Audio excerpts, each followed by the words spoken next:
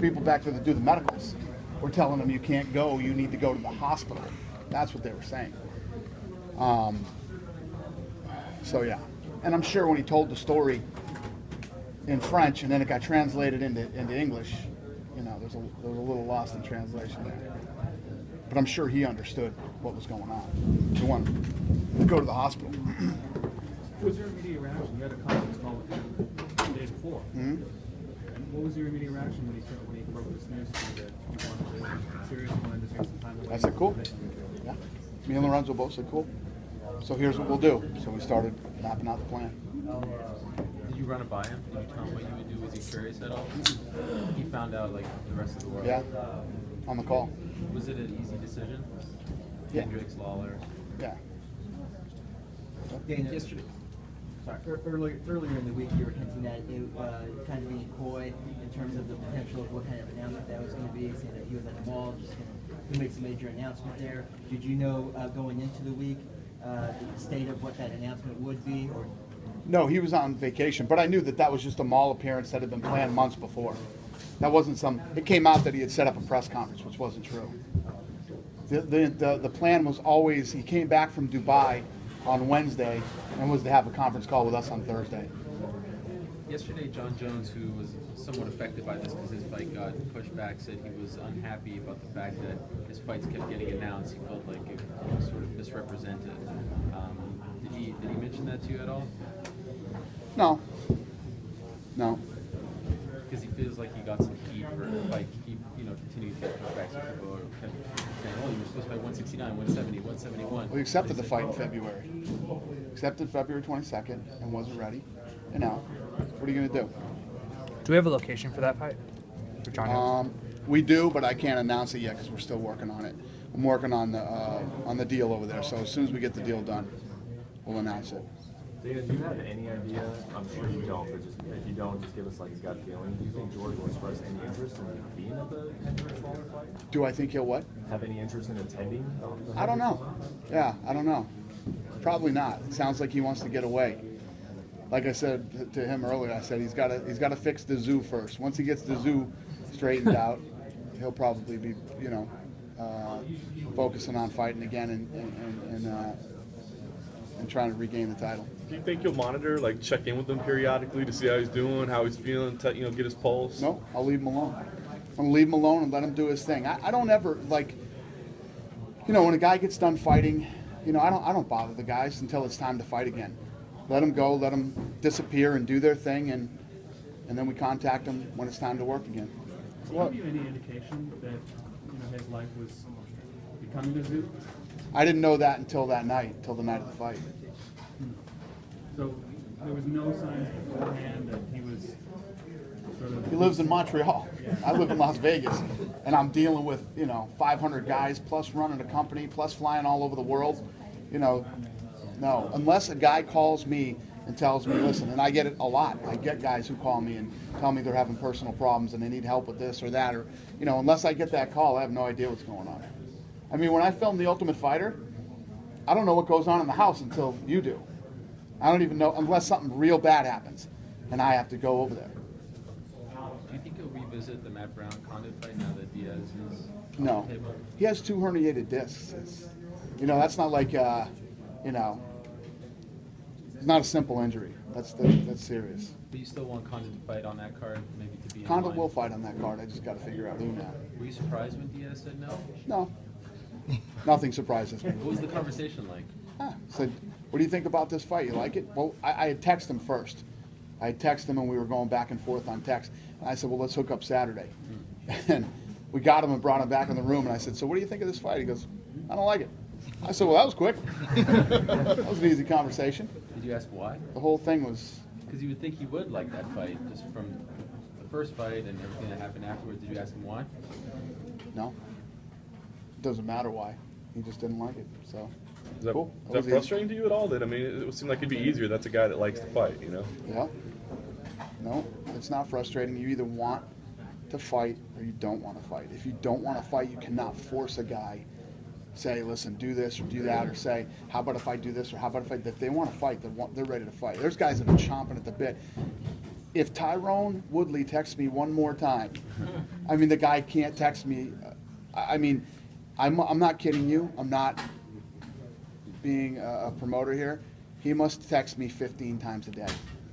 And then once this whole thing went down with George St. Pierre, boom. He wants every fight. I'll take any fight you want to give me. I'll fight. You know. So there's guys like that out there. So those are the guys. Those are the guys I want to deal with. Those are the guys I want to hear from. You know. I love Tyrone Woodley. Love it. Will you give him the fight? Yeah. We'll give him a fight. No, the Condit fight. No. He's not ranked. Is it safe to say if whoever Condit fights is the number one? Yeah, he's contender? going to fight somebody. But I Yeah. mean, number one, like if he wins, he would get the next Yeah. shot. Yeah. Yeah. Someone said Jake Ellenberger, but he's injured. Yeah. Right. Have you talked to And the him? only reason that we haven't talked to anybody, I just talked to Nick Diaz. That's who I had my mind set on, and that didn't work out. So back to the drawing board. But he did say maybe in May he'll come back. Mhm. Why May? I didn't interview him. Oh. I fucking asked him. He gave me answers, and I said okay. But then he walked. But at this point, will you stop bringing fights to him? Yes. You'll just. I wait for told him that. Okay. You text me when you're ready to fight. Okay. Because just to be clear, you've offered him what, 2 fights now? Yeah, I think so. Yeah. Because there was one he said he didn't have a manager. Yeah. That was the other one. Okay. Those have been the only 2, right? Yeah, I don't remember, but yeah, probably. He's gonna text me when he's ready. With GSP being out, I know this is very hypothetical, but he comes back. It's going to be a huge moment for the UFC. But he sounds so weird about the whole title thing. Do you think you would just throw him back into fights again, or would you want him to be like Again, right back in that? that's being lost in translation. It's nothing weird about the title. It's about his personal life right now. He's that's what's bugging him out. His personal life is bugging him out. He's got to fix it, and once he fixes it, you know, I'm confident he will come back, and we'll go from there. You had said that the situation wasn't that serious with him. Do you think he's overthinking it, or is it really? Well, apparently I was wrong. You know, it's that serious to him. To me, I mean, for something like that, I was thinking, you know, but again, you have to look at the entire picture. I told you guys many times, including tonight, George St. Pierre could retire today, and he'd be fine. He's never gonna have to work again. He's never gonna have to do anything again. So he's in a position where he can take off as long as he wants, straighten his life out, and wait until he's 100% focused to come back and fight.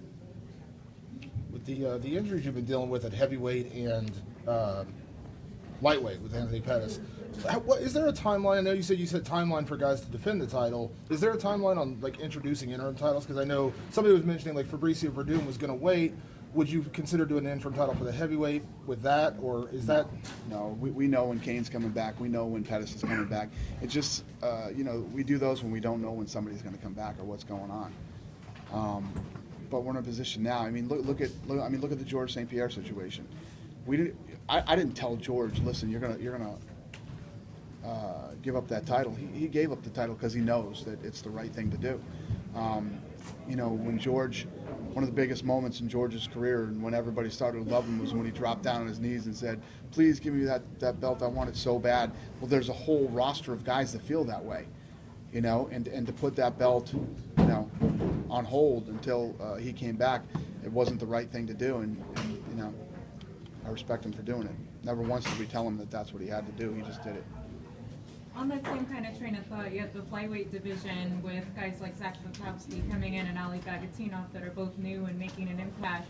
Where do you see them stacking up, getting closer to a title shot or towards somebody like Demetrius Johnson? I have no idea. I mean, it's going to depend on who they fight next, and you know, they got to fall into the pecking order and work their way up, and you know, or crazy things happen sometimes, like people get hurt, and you know, you never know.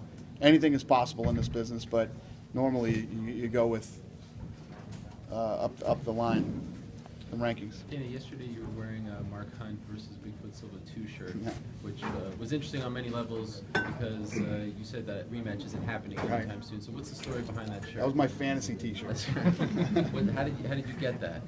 Where did you make that? Roots of Fight? Yeah, the Roots of Fight guys did it for me. I was going to do it, and I talked to him, and he said, "We'll make that shirt for you." They made a cool hoodie for me too. I'm wearing the hoodie out of here tonight. Yeah. I love that fight, man. I love that fight. Literally, I was in bed for the next 4 days. Every morning when I woke up, as soon as my eyes opened, the first thing I thought of was Mark Hunt and Bigfoot Silva, man. The fight was so awesome. Does that mean before this is all said and done, you need to see that rematch? Is that what you? I heard Mark Hunt say that he wasn't even interested in the rematch. I heard that he had said Both of that them somewhere. said Both of them Yeah, said I bet. I wouldn't want that rematch either. You know, and maybe they're right. Maybe it is just leave that alone and let it. You know, who knows? We'll see. We'll see where everything plays out. The thing about a fight like that is you could do that fight anytime. It's not like something like the belt is at stake and all this stuff. It's just one of those fights that could happen anytime. It would have to be 5 rounds. You couldn't do like on a pay-per-view where it's 3 rounds, right? After going. Yeah, I don't know. It's just that was just my fantasy T-shirt. It's just me showing respect to that fight and how much I like it. Is it accurate that the price of the pay-per-view for 168 will be $5 more? Is that true? Did you just find that out? No, but you know some providers have different prices. I mean, is this an across the board? Yes. Thing? And why? Because Is it just for no, just that fight. Yeah, How do you because we had some guys got together in the office and decided to do that. How do you determine that this is the fight that should be? I mean, obviously on paper it's a good I don't fight. know. I didn't determine it, so Are you okay with it? yeah. But $5. after Get a couple more friends. Have them come over. But 169, it goes back to for UFC. Right. It goes back to normal. Mhm. This is the first time you've done this, raised Ever. ever. Yeah. Well, it's not the first time we've raised prices. No, but for specific. Right. And what has the feedback been from the fans? I haven't heard any feedback. Oh, really? I'm sure a lot of people aren't thrilled about it, but what are you going to do? What are you going to do? How do you determine $5, $10? Like, where do you come up I with? have no idea. You said you didn't make the decision. Who did? So, yeah. Dana, you told us you were upset with Cody McKenzie's wardrobe malfunction earlier tonight. Did it bother you at all that Matt Danzig had the "not for sale" stamped across his shorts? No, he made that pretty clear at the press conference that he wasn't for sale. Right. It didn't bother you in terms of how that might be looked at by sponsors, you know, of other No. fighters. Listen, everybody has their own personality and their own reasons for doing something. You know, I had heard that he got offered something and turned it down. Somebody had told me. You know, I just think, you know, he's a great dude, but when you get offered money to, you know, take it. You know, in this business, like I was saying earlier, this business is, the window's that big. You know, if somebody offers you, take it. But if he doesn't want any sponsors, that's his right. I mean, he can go sponsorless forever if he wants to. He's had a pretty tough run lately. Do you think this might be the last we've seen of him in the UFC? I don't know. I don't know. Yeah. Well, I don't make those decisions right now. You know, all that stuff happened at 167, and you had said what you had to say on the Nevada Commission.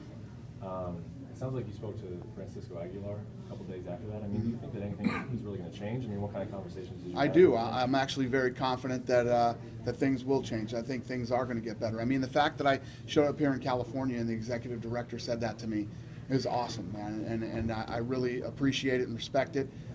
What did he say to you? He said that I just want to let you know that we have all the best officials working here tonight, and I like how they had McCarthy and Dean going back to back on some fights. You know who the good referees are. You know who they are. Do it. Put the right guys in there. It makes sense. You know, I'm not working too much. When they're moving around, they're watching. These are the guys. These are the best guys. You know, John McCarthy and I might have had our moments throughout the years, but I'll tell you what I love about McCarthy, and it happened again tonight. When John McCarthy is in that octagon, he is in absolute and total control of it. All right? So there was a headbutt.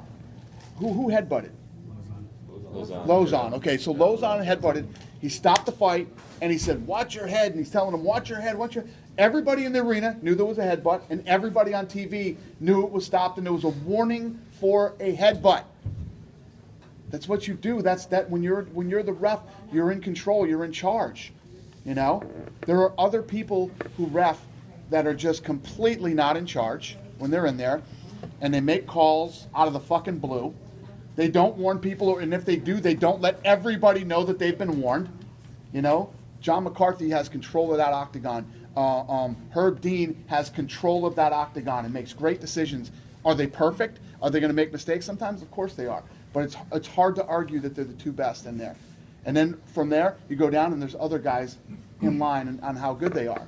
So as a commission, you want to have the absolute best reffing the fights in your state so that there's no, and judging too. So you've been critical this past year of the Nevada Athletic Commission, tonight paying compliments to the California Athletic Commission.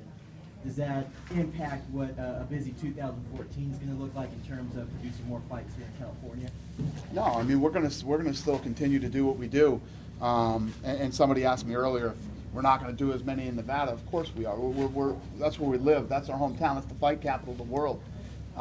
You know, I've just been screaming for justice, man. I hate when you have these guys who work so hard and train like they do, and every fight matters in their life, and how much money they make, and sponsorship, and their legacy, and the list goes on and on. Let's get it right. The other thing that I talked to the Athletic Commission here in California about is, you know, there's nothing wrong with saying you were wrong once in a while. You know, why not have instant replay? The NFL has it. Other sports have it. Let's have something happen. And if a ref makes a decision, let's not let that be the end-all, be-all. Let's get a team of the commissioners down there to watch the replay, and let's make the right ruling. Let's overturn what was called during the fight, because nobody's perfect. Referees are going to make mistakes. There's nothing wrong with saying, oops, we made a mistake, let's overturn it. Andy Foster was a professional fighter for a while. Do you think most people in the athletic commission should be involved in MMA in some I sort? do. I think that you shouldn't even be reffing or judging unless you've been involved in mixed martial arts. You know what a guillotine choke feels like. You know what it feels like to be in a leg lock. You know what you know when a guy is transitioning from one submission to another, and you know that there are people that are in there right now that have no clue, that don't know that. So This is your 9th event on Fox.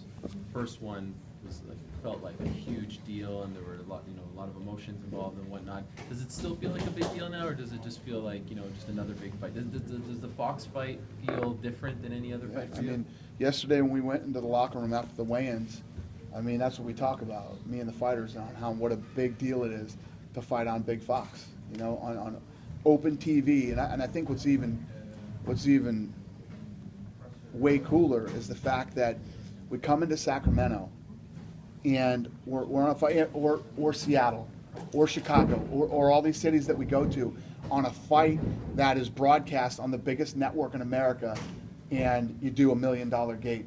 We did almost a $1.1 million gate here. So to have the success with the gate, the success on television, and these fighters to be able to be exposed to as many people as they are on Fox, it's a huge deal. Don't forget, I've been here for 13 years when we weren't on friggin' pay-per-view. So it will always be a big deal being on Fox. Typically, the December, January, or I guess historically in this short run, December, January shows do very well ratings-wise during the football season. Well, there was a blizzard on the East Coast. Hopefully everybody was trapped in their homes watching Fox tonight. Do you have any expectations, or do you know how it was trending or anything like that? I have no idea. You get that? No. No clue. Any word when you're going to come back to Southern California? Yeah, I mean, we'll be back in Southern Cal in 14, whether it's LA or Anaheim, or maybe San Diego. How many Ultimate Fighters are going on right now, or any? Right now, no. Yeah, right now there's none. We've wrapped them all. China's wrapped. Canada versus Australia is wrapped. The United States just wrapped, and Which about Brazil? Brazil is getting ready. Brazil will start shooting again in January, I think. And we're getting ready for Mexico too. Huh? It's jail in Vanderlei? Yeah. Yep. Do you know where that'll air in the U.S. yet? I don't. Did China start airing? No. China's airing in China. Yeah, China got leaked. Oh. China leaked here in the United States. Episode 1 went up on the internet. How? Good question. In subtitles. Oh. Yeah. When will you know about the women's strawweight coaches for Tough 20? Not until it gets closer. As we get closer to it, I mean, that thing doesn't start film until May. So many things will change over the next, several months, and we'll figure out who the coaches Do you are. anticipate having women for that or men? Probably men. Yeah. Did you say Tough Mexico was set for filming? I know it's been talked about for a while. Yeah, but yeah, it's- no, we're getting ready to do that. I can't remember what the date is on that one, but we're getting ready. Does Kane's injury kind of who's slow coaching things that? down there? I mean, I know you Yeah, all talk. yeah. So me and Lorenzo were talking the other day about going to Mexico without Kane, but I just don't think it's a good idea. I say we wait.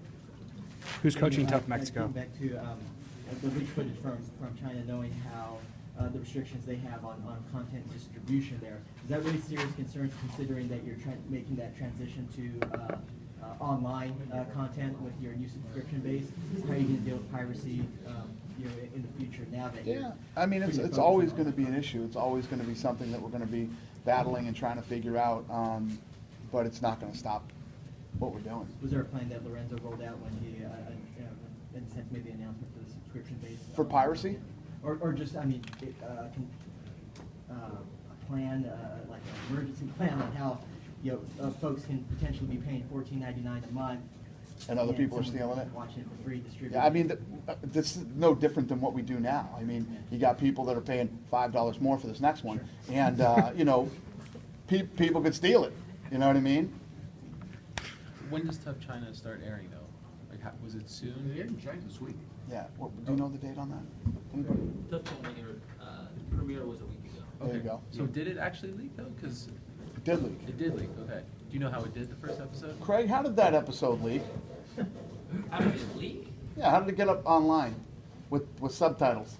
We don't know definitively. Do you know how it did the ratings? It's basically a Nike Shorts issue. We don't know how that happened either, but it did, right? But just out of curiosity, is it the same guy who let Dennis Hallman go out? Is it the same guy that what? Oh my God. No, different guy. Different guy. Different guy. This one was actually worse. When did? As weird as that sounds. Is Lyoto against Musashi like a top contender fight? That's a huge fight. I love that fight. I love that fight. Yeah, that's another one that I'm really excited for. And I'm excited to see Jacare fight again too. Guy's been a beast in his last couple of fights, so that's a fun card. I'm looking forward to that card. When is going to be the announcement as far as the internet network? I mean, it's going to be in the next couple of weeks. I mean, it's pretty much got to be if you're starting in January, right? Yeah. When's Craig? When are we launching the network? Do we have a date for that? January 4th, it'll be live. We'll have a presentation at 168. 168 will be a presentation. Yeah, the Gustafson fight against Manuwa as of now is supposed to air on that exclusively, right, for the U.S. market? I don't know. That's what was said. Okay. So he's coming off, arguably one of the best fights of the year, of all time, against Jones. If he wins, he'll fight for the title. Is there any concern that the audience that will see him will be lesser than what just saw him or what could have seen him on Fox Sports or anything like that? Right. When you're doing the things that we're doing, whether it's, launching Fox Sports 1, whether it's launching a new digital network, you have to have the balls to go out there and take your lumps, you know what I mean? Yeah, probably, or maybe not. I don't know. It depends on how successful this thing is. But yeah, these are the type of things you have to do when you're trying to grow your business and do new things. You have to take risks and you have to take chances. Speaking of business, Mr. White, there was something in the news stating that you're going to readdress the sponsorship issue. Would you care to comment on that? I didn't say that I was readdressing sponsorship issues. I said that there was a lot of guys are having problems getting sponsors. The economy isn't getting better. The economy is horrible, and people aren't out there spending money like they used to, and they're not sponsoring fighters. And I think a lot of fighters are getting frustrated, trying to get sponsors. I said we figured out a way to fix that. That's what I said. And in light of the Cody McKenzie situation, will we see the UFC going to set uniforms or set shorts for the blue and red corner maybe in the future? Anything is possible. Dana, I talked to Chris Weidman yesterday, and obviously he's heard a lot of the comments about Anderson. His foot was off, that's the reason he lost, and all these different things. He said he's going to finish him and do it more dominantly this time. I mean, how big is that for him, and also the attention? Because again, the attention's back on Anderson. What did he do wrong? How can he fix it? I think Weidman's a little irritated that he's maybe having some of that taken away from him from the first fight. I can't fucking wait to see this fight. I can't wait to see this fight. I literally can't wait to see this fight, and I keep catching myself in this place where I'm not talking about the rest of the card, and all I care about is I want to see that fight so bad. I can't wait to see that fight. That's all I can say. I mean, I don't even know what to tell you. Yes, the foot was in the wrong place, and he didn't take it serious, and this and that, and, you know, it's just all the questions and the way that first fight ended, and, you know, it's awesome. I can't wait to see it. I can't wait. I mean, would you say, how many of you guys are doing this right now because this is what you get paid to do? This is how you make money and how you get paid. Anybody here? One guy in the back. All right. At least he's honest. You're in this because you love the sport, right? And you like sitting there and watching fights. Seriously fucking think about when those lights go down that night and the music starts to play. You know what I mean? Whatever Weidman decides to come out to this time, ain't no sunshine when it's on, and he comes walking out, holy shit. It's going to be fucking awesome. And when they're standing across and he tells them to go, it's just going to be there's no better way to cap off an entire year of sick fights, the most amazing year we've ever had, than with this main event, man. It's just, I cannot wait. Why no prime time for it? The problem with doing a prime time is expensive as hell. And it's just not airing in a place where we're getting the right amount of viewers. So is it done? No, it's on hiatus. Not done. So countdown shows will be the featured. Mm-hmm. And this is Johnson's third time main eventing on Fox. Do you feel like now you can put a main event of a pay-per-view? Like, do you feel like his stock has really risen? No one has main evented 3 Fox shows. Demetrius. Yeah. Do you think he has benefited? Do you think that he is a bigger star now than he was in January before his Fox fight? It would be pretty fucking impossible for him not to be. So do you think that translates Do you think into more people know pay-per-views? who he is? Are you asking me if I think more people know who he is by fighting on Big Fox Will it than when translate he into pay-per-views? started here and came into the UFC and nobody knew who he was? The question is more, will it translate into pay-per-view buys? Like, can he headline a show now because of the benefit of being in the main event on Fox 3 times in 1 year? That's a fucking crazy question. Seriously. Now you're just like making shit up. No, no. Do more people know who he is now that he's fought 3 times on a major network than when he walked into the sport, you know, when we brought him in and signed a new division? I would have to say yes. So, do you think that he'd probably sell more pay-per-views now than he did back then? I'd have to say yes. Hey Dana, you've compared Ronda Rousey to a female Diaz. Was there any comments after the Fox or the finale when she was kind of awkward on TV in the interview with Misha and then in the post fight with John Anik? Was there any kind of your thoughts on just kind of her when Ronda Rousey burst onto the scene? You know, she was like the only female fighter that everybody knew about. Going into the Ultimate Fighter, and you have 2 women coaching against each other. There's never a situation where 100% of the people are going to like Ronda Rousey and nobody's going to like Misha Tate. You're going to have people who like Ronda and people who like Misha. Ronda hates Misha. Probably worse than Misha hates Ronda, you know? And, you see how she is. Did you see her on Jimmy Kimmel? You know what I mean? She did an interview with Jimmy Kimmel and everything. When Misha is there, I mean, that's the way Ronda acts when she's around Misha Tate.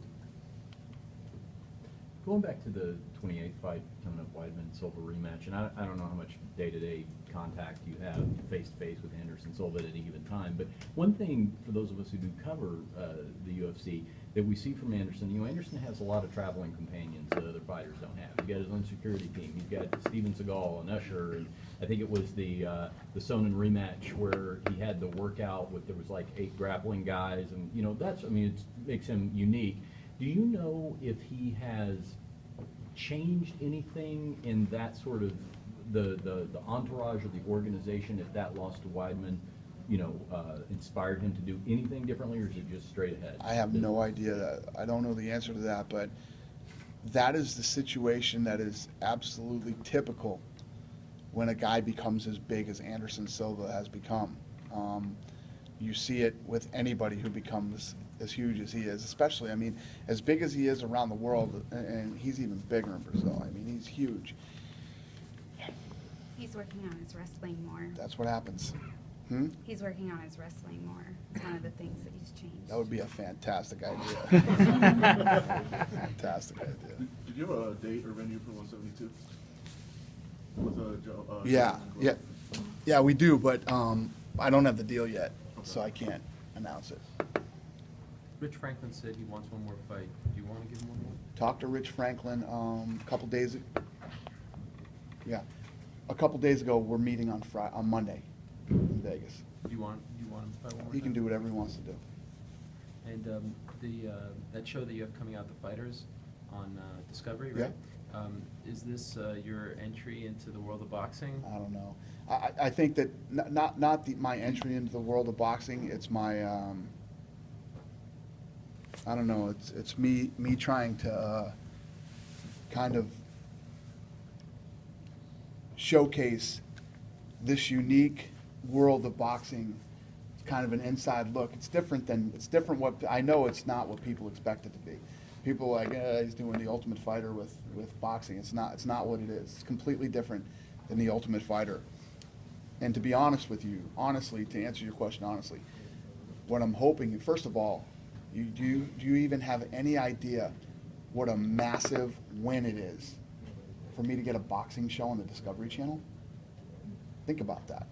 To get a boxing show, the next great champ, the contender, and there's nothing other than HBO. Nobody else really covers boxing, So for me to get this show on the air, and never mind on the air, but on Discovery, is such a huge win already. Such a huge win. So hopefully, what I'm hoping for is that people like the show, people get into it, and it does well. Then the next season, that's when we really start to shake things up. So what is the format if it's not the Ultimate Fighter? It's character driven. It's more of a character driven show. If you ever, how many of you guys came from boxing? Any of you ever been around boxing? It's a fucking crazy world, man. There's some really crazy people involved. Characters, you know what I mean? Character type guys involved in boxing, and I think it's unique. I think it's interesting. And rather than go the route of contender, next great champ, Ultimate Fighter, we took another direction. We took another something that we think is unique and interesting, and hopefully people agree with us and want to watch it, and people care, and then we'll really, really shake it up in season 2. So. And why Discovery? We pitched it. We pitched the show, and Discovery took it. Yeah. Okay. Do you have any idea how huge that is? And when you Huge. say the second season, does that mean live events? When you No. say, will you ever? I said, so we'll really shake things up in season 2. Will you ever put on a live boxing event? Could this lead to that? I have no plans to get involved in boxing, and I know how the boxing guys are, and they're all going to look at like, what the fuck is he doing? And trying to do this and that. It's for the good of everybody. It's not just for, believe me, I've got enough work to do. This is for boxing and for the sport, and hopefully this can lead to something even better for the sport of boxing. This is me paying my respect to the sport that if it didn't exist, I wouldn't even be sitting here right now. And how involved are you in the show? Like, are you on the show? No, I'm not on the show. I'm an executive producer, so. And how many episodes is it? 8. That's it? Mhm. Did you get any response, one way or the other, from any promotions, Golden Boy, Top Rank? No, I'm friends with the guys at Golden Boy, I'm sure they're wondering what the hell I'm doing and why I'm doing it. Any attention that's brought toward boxing and any positive feedback, it helps all of them. So I'm not even in that business. So, it's not like look out, Oscar, I'm coming to take over. It's, we'll see where this thing goes. Will we see you on any other FX or FXX program in 2014? Probably not. I had no intentions of doing that one. No. Thanks for asking. You good? Good. Thank you, guys. Hey, Merry Christmas, everybody, all right?